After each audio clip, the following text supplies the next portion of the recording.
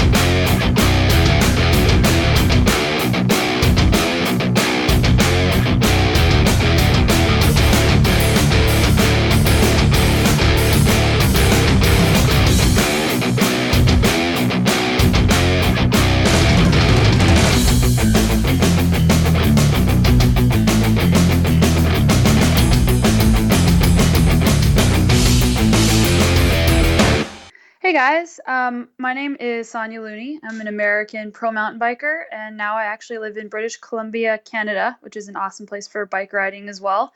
I grew up actually not what you would expect of a pro mountain biker. I grew up playing soccer, and then my main focus was tennis for quite a long time, and my dream was to be a professional tennis player. And I was a Sampras person. I had posters of Sampras all over my wall, and I'd record VHS tennis matches and watch those, and I played and I taught and I played and got injured. So that was kind of the end of that, and started going to the gym quite a bit and got into running and started running marathons, and I ran my first marathon at the age of 18. And I ran another one at the age of 19, but I found that I kept getting injured. So number one, I had poor running form, but number two, I found spin class at the gym, and I started just going to the spin class every single week. And from there, I was working as a student intern as an engineer, and my coworker asked me to go mountain biking, and it was just a little group, and we would go probably once or twice a week. And after about a month, they said, "Hey, I think you should do a race." And I said, I don't really know how to mountain bike. I don't know what I'm doing.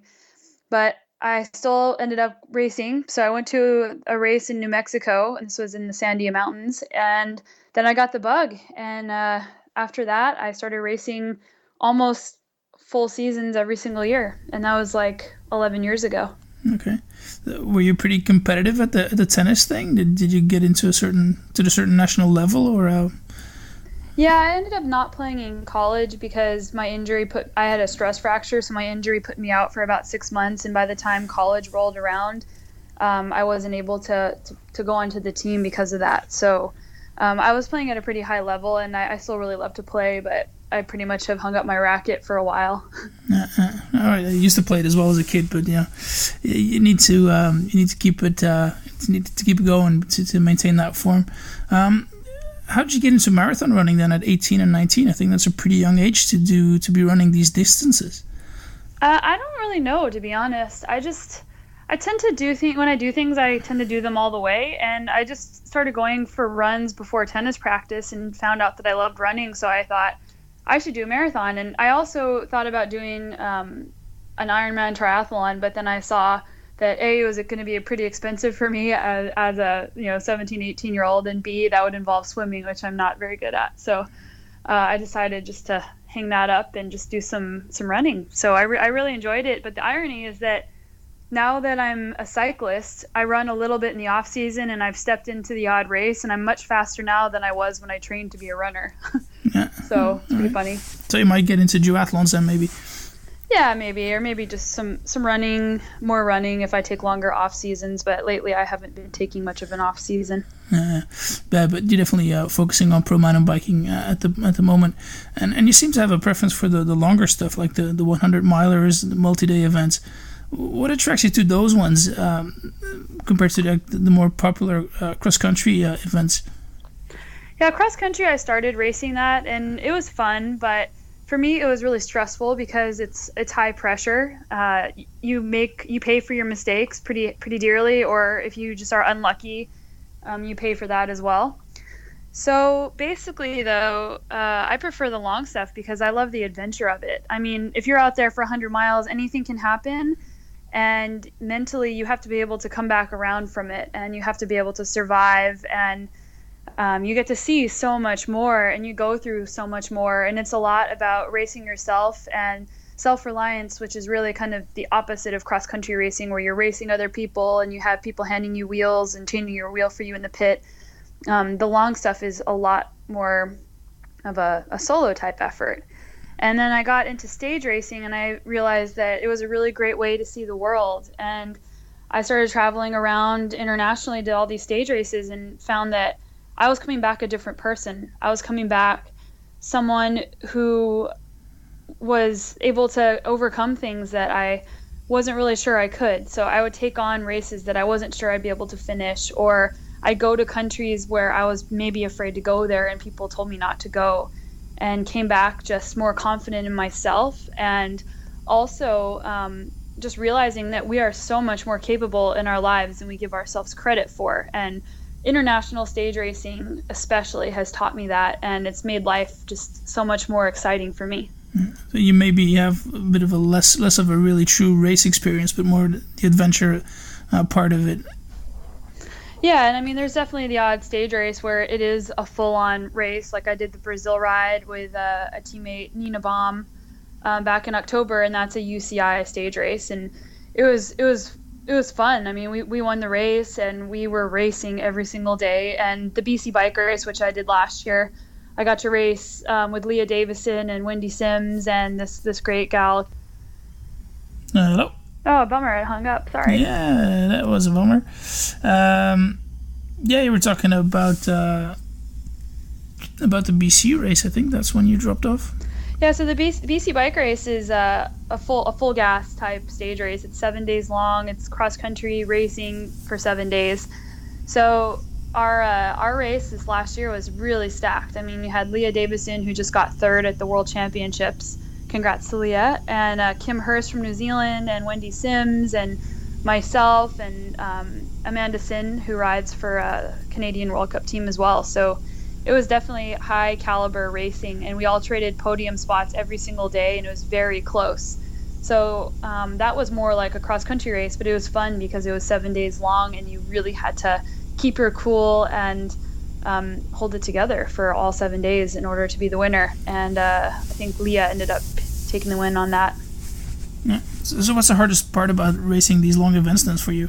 Is it the physical part or the mental part? I'm guessing the physical, because you're always smiling on your race pictures. Well, it's a little bit of both. The smiling is sometimes a facade, to be honest. I smile most of the time, and when I'm not happy, I still smile because it makes me feel better. It's kind of like when you're in the bad mood and you decide that you're going to be in a good mood. You have to have the right attitude about it. Otherwise, you are going to be miserable, and misery is optional. But it is definitely going to be hard. But it depends on the race, really. I mean, some of them are very mental, especially the long ones, and some of them are mental and physical. So it's really just up to you how you want to perceive the effort. And getting into that state of mind, that positive state of mind, is that something that you learned along the way, or was it something that you had from the beginning? Generally, I've always been a pretty positive person, and I actually think that coming from a tennis background where you have to keep your cool mentally or you just completely lose everything, as you probably know too as a tennis player, the mental part of it is important. But I have struggled. I mean, my first year as a pro, I moved to Colorado, and I wasn't very good, to be quite frank. I grew up racing. Well, I raced for like 2 years in New Mexico in very small fields, and did some nationals and was able to upgrade, but I wasn't very good, and I really was disappointed in myself. And I'm an overachiever, so it was hard for me to be finishing in the back of the pack, and I had to do my time to get faster. And I think a lot of people have to go through that, and it's a really great, character building experience. And it's difficult to not be performing where you're at. And there are races every single year where I don't perform at my best, and it is frustrating, but it's knowing that I am good enough, and also knowing that my self-worth is not tied to my results. And I think a lot of people kind of forget that sometimes, and really the only person who cares what place you got is you. And of course we all want to do well, and of course I want to win races, and it's nice when I do, but it should be really about the experience and not the result. Okay. Now, you raced for the Topeak-Ergon team for a couple of years, and you worked for them in the marketing department. I think together with Jeff Kirchhoff, who I had on the show a couple of weeks ago. Is it necessary to have something going on the side to maintain that pro mountain bike lifestyle? Yeah, it's pretty challenging. I mean, I think I rode for Topeak-Ergon for 5 or 6 years, and they were great, and working for Ergon was really great, a really good experience for me. Because otherwise, I got my master's degree in electrical engineering, and before I worked for Ergon, I was working for a startup solar engineering company, and I took less pay in exchange for more flexible hours. And I told them up front, you cannot tell me what hours to be here, but in exchange, I'm going to give you a really great deal. So yeah, it's definitely hard because you have to commit to training. But last year, I moved to Canada, and I with my job with Ergon, I was traveling a ton. So it was hard for me to train, and I was training 8 hours a week sometimes. So I wasn't ever really training like a real pro was supposed to be training, because it's hard when you have to travel for work all the time. So if you have a job that's flexible and where you don't have to travel for work, it makes things a lot better. Yeah, definitely had that experience before, and the same answer from some different guests who were also traveling a lot and trying to maintain, like a triathlete lifestyle and trying to fit it all in. It's definitely not easy. So yeah, you did make a pretty drastic decision now late last year, quitting your job at Ergon, leaving the team and branching out on your own. Why did you make that move? Yeah, it was a hard move to make. I had been thinking about it, and I was afraid because, I mean, that was my income stream. I wasn't getting paid by Topeak-Ergon to ride my bike. But basically what happened is I got a couple of sponsors on the side that wanted to support me financially because they saw value in what I was doing with my Facebook and my Twitter and videos and Instagram and clinics and writing and all kinds of stuff that I do. And they made me believe in myself to say, you know what, I can be a pro mountain biker. I do bring value to sponsors, and I think that I can get compensated for it. So I wrote a bunch of proposals and sent them out, and managed this for several months. And I also knew that I was very capable as a marketing consultant because I was getting offers from other companies wanting me to come work for them. So I decided that I was going to be a marketing consultant on my own, which is scary because you have to make sure that you are making the dollars come in and nobody is paying you a regular paycheck. And that I was going to be able to bring value to my sponsors. So I took a leap of faith, and it worked out for me. So I have some really amazing partners for next year. And working as an independent athlete with my sponsors, I know that when I'm promoting a product, it's something that I love because I chose them and they chose me. So I don't have to ride something that maybe I don't quite believe in because it's a team. Because this is a challenge that you face if you're on a team, is you have to ride what everybody else is riding, regardless of whether you like it or not. And most teams have really great products, and I was happy with the majority of the products on Team Topeak-Ergon. But for the type of racing I do, I really like being able to choose what I'm using, and I'm really, really happy so far with the companies I'm working with. Yeah, great. Do you think having the opportunity to ride full-time now will have an impact on your training and your racing? Yeah, for sure. For one, I eliminated having to travel for work. So that really makes a huge difference because I was traveling at least 1 week per month before. So now when I travel, it's only for racing or for sponsor stuff. So I've cut back on my traveling, even though it still seems like I'm always on the go. But the only commitment is to my sponsors and to myself, and then I get to set the terms when I'm working with brands or companies doing marketing consulting. And the great thing about that is I'm able to work in any industry. So I have customers in the bike industry, but I also am working with some startups and stuff. So that's pretty fun. But yeah, I think it's going to have a drastic positive impact on my racing, and it already did in the fall. I think I quit Ergon in August, and I had the best fall I've ever had. I was the strongest I ever was. So yeah, I think it's going to be really, really fantastic. And if not, it's going to be a great learning experience. So pretty excited about it. You're going to be racing more often? Are you going to be able to pick out the races that maybe have some more prize money available? Yeah, I don't really chase after races for prize money. I can argue either way on that because it is nice. Like I got a really good prize purse at this race I did in Sri Lanka. But I feel like for me, I need to search races that are going to bring me the experiences in my life. So whenever I'm on my deathbed, I say, yes, I did everything I wanted to in my life, and I didn't chase after that race just because they had prize money. But again, prize money is a great thing.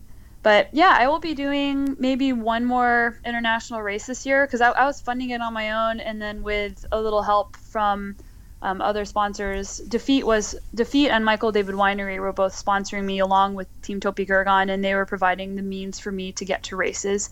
So I get to go to more races this year for sure, and really looking forward to continuing to try new stage races that I haven't done before. And also some hundreds in the U.S. I'm going to be tackling some of the NUE series races on the East Coast. Okay. It has been taking you all over the world, as you mentioned. Has there been a particular race that really stands out so far? Yeah, there's a race called the Yak Attack, and it's in Nepal. And I would say that race completely changed my career and changed my life, because I was so scared to do that race. It's a 10-day race that goes through the Himalaya and the Annapurna region. And you have to go over an 18,000-foot pass, meaning you have to hike your bike for 3 hours between 15,000 to 18,000 feet, which is like 5,400 meters or so. And I wasn't sure I was going to be able to finish. And that first year, I went through so much, and it was very difficult. And I was the first woman to ever finish the race. And that was huge for me. And I loved it so much, I went back the next year, and I would do it again if the opportunity presented itself. So why were you scared to race in the first place? I was scared because I didn't know if I could finish it, because no woman had ever finished it before me. Okay. And also I was intimidated by the altitude. I was intimidated by the hike-a-bike. And also that race you have to be self-sufficient. There aren't aid stations. There aren't people. You have zero mechanical support. You have to do it yourself. You have to carry all your own stuff. You're limited to a lightweight bag that a Sherpa carries for you. So you are at basically bare bones what you can bring. So it's very very centered on being self-reliant and being able to get through it yourself. And there isn't a SAG vehicle. I mean, if you quit the race, you have to turn around and go back by yourself. There is no one to come pick you up in a car. So it's pretty extreme in that way, but that really stood out for me, because I realized I can do lots of cool stuff. I should start trying to do lots more things like this. Yeah. So I guess you have plenty of other races like that on your bucket list. Yeah, the main one this year, where I'm a little bit intimidated, is the Iron Bike in Italy, and that one's been on my list for quite a while. And my friend Peter, he's an Australian guy. He's a great racer, and I look up to him. It took him 68 hours and 8 days. So it's like an super ultra endurance stage race. Everyone is required to sleep in tents, which I think is awesome, because it makes it more fair if everyone gets treated the same way. And it's going to be high up in the Alps. There's going to be technical riding, tons of hike-a-bike. It's going to be a really great adventure, and I'm really looking forward to it. All right, cool. In our first email exchanges, I think about you coming on the podcast. You also mentioned maybe coming over to Belgium one day and racing some cyclocross races. Yeah, that's definitely on the bucket list. I've dabbled in cyclocross here in the U.S., and from our conversation, it sounds like racing in Belgium is a whole other animal. But I would love it. I think it'd be fun to, even though I can race full gas and still be having fun and engaging the fans, and I just want to see the spectacle that it is there, because we don't have that kind of spectatorship here in the United States or in Canada for bike racing. Even our cross country races aren't like going to a World Cup in Europe, where there's so many fans and so much energy, and I just want to be able to experience that. And then go drink Belgian beer afterwards, of course. Yeah, that's a good one. Yeah, no, it's crazy. The sport is really huge up here, and it's on national television. Every race is on national television. We're coming up to the World Championships, I think, next weekend. And the paper's all just full of articles about the athletes. And when you go to these races, like 10,000 people watching the event, and getting drunk afterwards. So it's definitely something different from the U.S., where I think you might be happy if you have a couple of hundred people showing up, and I think you guys even put dollars in. You give dollars out to the athletes and stuff like that. Yeah, some races they hand out dollar bills. They'll do. I did Cross Vegas several years ago, and I had just done this race called the Vapor Trail, where you have to race your bike 125 miles, and it starts at 10 o'clock at night. And I think Jeff had mentioned it on the show. Yeah. So I had done that race, and then 5 days later was Cross Vegas, and I worked the booth all day and then went to race Cross Vegas in the pro field and hadn't touched my bike in a year. So it was, I wasn't very good, but I had a great time, and I collected cupcakes, dollar bills, all kinds of stuff, and I wore a unicorn skin suit. So it was pretty fun. Yeah, well, you'll definitely stand out if you're racing that outfit here in Belgium. But no, definitely get in touch when you come over, and be happy to show you the sights. All right, how can people get in touch with you, Sonya? I'm really active on social media, so I have my athlete page on Facebook, which is facebook.com/LooneySonya. I'm on Instagram, I'm Looney Sonya. I'm on Twitter, Sonya Looney. It gets tricky which way you put my last name based on usernames. But yeah, find me there. You can find me on my website, sonyalooney.com. I write for a bunch of different magazines, so you can find me there. I have a clinic series called On Dirt with Sonya Looney that basically just travels around North America, but you can catch me there. But I love to hear from you. I love chatting with people, and I love answering questions too if you have them. All right, cool. I'll definitely put those links in the show notes. Feel free to give some love to your new sponsors. Yeah, so my title sponsors this year are Michael David Winery, Defeat, and Coolmax Eco-Made Technology. So on my jersey it says Freak Show because that's Michael David Winery's top-selling Cabernet, and it's a really great wine. It's a great price, the Freak Show. Defeat they've been just so great to me. They make the best socks and base layers and other accessories, and right now I'm really loving the Woolly Bullies and the Thermiator socks because it's really cold here. And then I'm riding Pivot for my frames, and those guys are probably the most organized company in the bike business, and I'm really impressed with their product and with the company. And Topeak, Cask Helmets, Fox Shocks, Shimano Riders Eyewear. I'm actually going to go do a little video shoot with them this weekend in Vancouver, so that should be fun. Richie, Goo Energy, Stands No Tubes, The Feed, Continental, Castelli, and Stages Power. So it's a really, really great group, and I couldn't do it without them. All right, I'll definitely put all those links on the pages as well. Anything else you want to plug? Yeah, I forgot to tell you guys what Coolmax Eco-Made Technology is. So basically, Coolmax makes the thread and the yarn that goes into Defeat socks, and they also make thread and yarn that goes into other clothing that other companies in the bike industry sell. But they're pretty cool because coming from a background in solar engineering, the yarn that they're making that I'm promoting, the Coolmax Eco-Made Technology, it is made out of recycled water bottles. So like 97% recycled bottles, and then they make a yarn out of it. So I think that's pretty cool. Yeah, same kind of material they use for fleece, right? Yeah. Yeah. All right, cool. Well, thank you very much for your time, Sonya. It's been very interesting. Yeah, thanks for chatting. Wishing you all the best for 2015. Yeah, you too. Take care. Thank you. Bye-bye. Bye-bye.